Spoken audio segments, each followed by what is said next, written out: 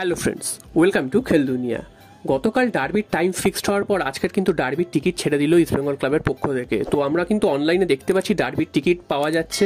তো ডার্বির টিকিট নিয়েও কিন্তু একটা বিতর্ক তৈরি হচ্ছে। সেখানে দেখা যাচ্ছে যে ইস্টবেঙ্গল সমর্থকদের জন্য ডার্বির যা টিকিটের দাম ধার্য করা হয়েছে, মোহনবাগান সমর্থকদের তার থেকে অনেক বেশি টাকা দিয়ে ডার্বির টিকিট কিনতে হচ্ছে। তো এখানেই মোহনবাগান সমর্থকরা প্রশ্ন তুলেছে, একটা ম্যাচে দু ধরনের টিকিটের দাম কেন করা হয়েছে।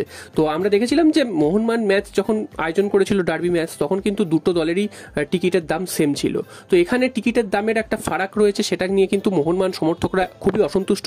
এবং ফারাক শুধু 50 টাকার এরকম কিন্তু ব্যাপার না, ফারাক কিন্তু সেখানে 150 থেকে 200 টাকার মতো।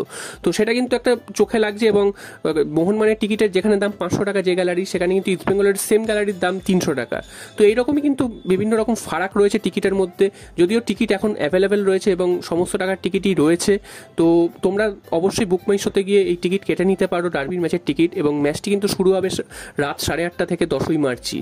তো 1 ঘন্টা পিছিয়ে গেছে নর্মাল টাইমের থেকে, 8:30 থেকে শুরু হবে। তো গাড়ি ঘোড়া পাওয়ারও একটা সমস্যা থাকবে, বাড়ি ফিরে আসবে দর্শকরা খেলা দেখে কীভাবে, সেটা নিয়েও কিন্তু একটা সমস্যা থাকবে। শোনা যাচ্ছে ইস্টবেঙ্গল ম্যানেজমেন্টের পক্ষ থেকে সেটারও কিন্তু ব্যবস্থা করা হচ্ছে। তো ডার্বির টিকিট নিয়ে এটাই ছিল আজকের আপডেট। এরপর চলে আসি মোহনবাগানের আপডেটে। তো মোহনবাগান ছাড়তে পারেন দুজন গুরুত্বপূর্ণ প্লেয়ার, একজন হচ্ছেন কিয়ান নাসিরি এবং একজন হচ্ছেন হামতে।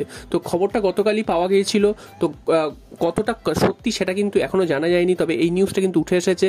কিয়ান নাসিরি এবং হামতে দুজনেই কিন্তু খুবই প্রতিশ্রুতিমান খেলোয়াড়। কিয়ান নাসিরি গেম টাইম পাচ্ছেন না এবং হামতেও গেম টাইম পাচ্ছে না, এরকমই কিন্তু তাদের একটা অভিযোগ রয়েছে। এবং তাই জন্য তারা এমন একটা দলে যেতে চাইছেন যেখানে কিন্তু তারা গেম টাইম পাবেন। এবং কিয়ান নাসিরির মতন প্লেয়ার তিনি বেঞ্চে বসে থাকবেন, এটাও কিন্তু দেখতে খারাপ লাগে। কারণ মোহনবাগানে এত ভালো ভালো প্লেয়ার রয়েছে, তো সেখানে কিয়ান নাসিরির জায়গা পাওয়াটা কিন্তু একটু কঠিন হয়ে যাচ্ছে। তাকে কিন্তু সাবস্টিটিউট হিসাবেই নামতে হচ্ছে। যদিও জুয়ান ফার্নান্ডোর সময় কিন্তু আমরা দেখেছিলাম যে ফার্স্ট 11ও কিয়ান নাসিরিকে, তবে হাবাস এসে যাওয়ার পর থেকে কিন্তু কিয়ান নাসিরি কিন্তু বেঞ্চেই থাকছেন ম্যাক্সিমাম টাইম এবং তিনি কিন্তু সাবস্টিটিউট হিসাবে নামছেন। উল্টো দিকে হামতের ক্ষেত্রেও একই ব্যাপার, হামতেও কিন্তু মাঝে মাঝে যে সুযোগ পাচ্ছেন খুব একটা তেমনটা নয়, মাঝে মাঝে কিন্তু সাবস্টিটিউট হিসাবে নামছেন। তবে দুজনেই কিন্তু খুবই প্রতিশ্রুতিমান খেলোয়াড়, তাদের কিন্তু আগামী মৌসুমে চেন্নাইয়ের যাওয়ার একটা সম্ভাবনা রয়েছে। যদি সেটা হয় তাহলে কিন্তু তাদের দুজনের গেম টাইম পাওয়ার সম্ভাবনা অনেকটাই বেড়ে যাবে এবং মোহনবাগানও কিন্তু গুরুত্বপূর্ণ দুজন প্লেয়ারকে কিন্তু হারাবে। যদি এটা এখনো অবধি যে সঠিক সেটা কিন্তু একদমই নয়, কারণ এটা কিন্তু একটা রিউমার পর্যায়ে রয়েছে, এখনো এই সিজনেরই অনেকটা বাকি। তো পরের সিজনে কি হবে সেটা নিয়ে কিন্তু এখনই বলা যাচ্ছে না। যদিও শোনা যাচ্ছে চেন্নাই কিন্তু এখন থেকে ঘর গোছাতে শুরু করেছে, এই দুজন প্লেয়ার ছাড়াও আরও কিন্তু বেশ কয়েকজন প্লেয়ারের সাথে তারা কথা বলেছে।